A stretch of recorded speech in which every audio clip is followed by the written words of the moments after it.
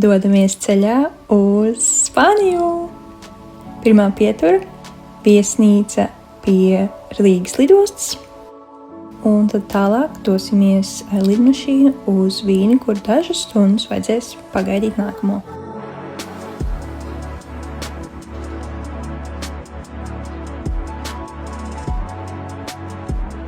Tālāk Ryanairs mūs vedīs no Vīnes uz Alicanti, Spānijā.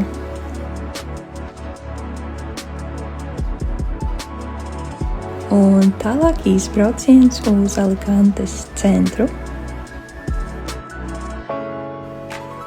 Saule, zilas debesis, 25 grādi, baudu neticamo siltumu un palmas, kā arī vietējos ēdienus un gardāko krembrulē. 100 mazu solīšu un esmu virs Alicantes jumtiem, kurus skatām pavairs vidusjūru.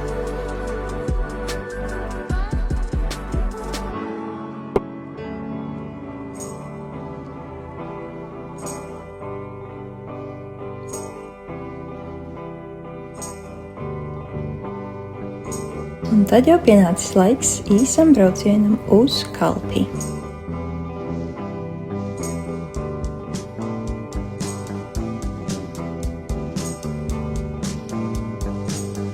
Pēc nelielas maldīšanās pa Kalpes centru tumsā nonāku savā 4-zvaigžņu viesnīcā, kur iečekojos un iepazīstos ar savu istabiņu.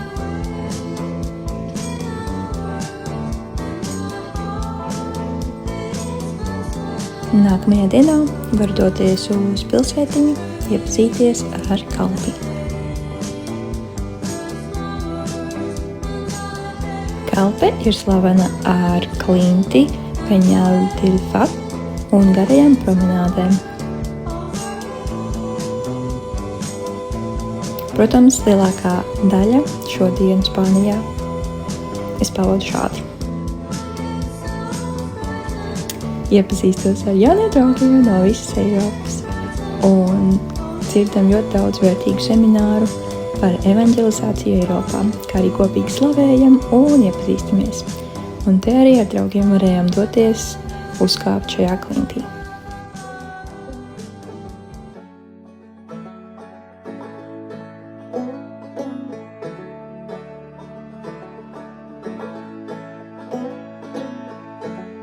Baudīju arī pastaigu pa jūru. Un tad jau pēdējais vakars, slavējam kopīgi un atvedamies, jo nākamajā rītā jādodas uz Porto.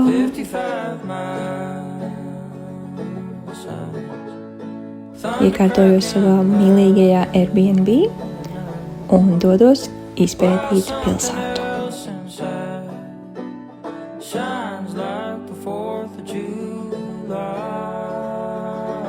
Vakars ar čurros un Porto tiltiem,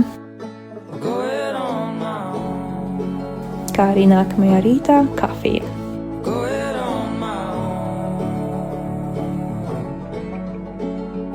Brokastīs mana iemīļotā šakšuka un vēl mazliet kafijas.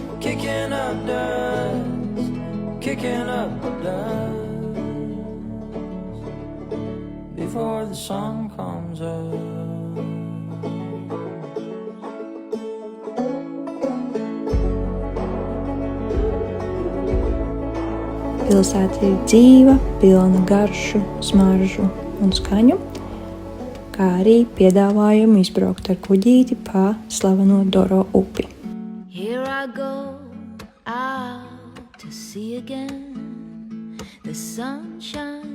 Upi pārklāj 6 tilti, viens no tiem ir slavenā Eifeļa torņa veidotāja radīts.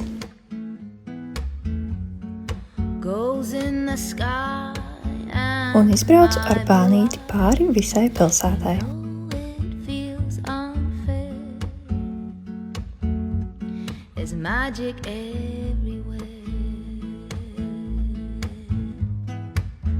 Nevarēju neaiziet uz iespējams elegantāko McDonald's restorānu pasaulē.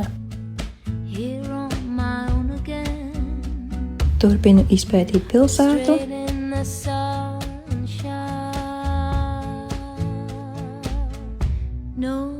vēl mazliet lielisks kafijas un suvenīru.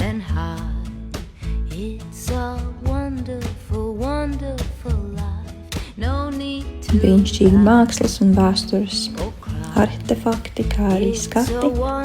Un tad jau pienācis bēdīgais lietainais rīts, lai dotos mājās. Pilsēta skumst, bet es esmu priecīga. Dodamies mājās.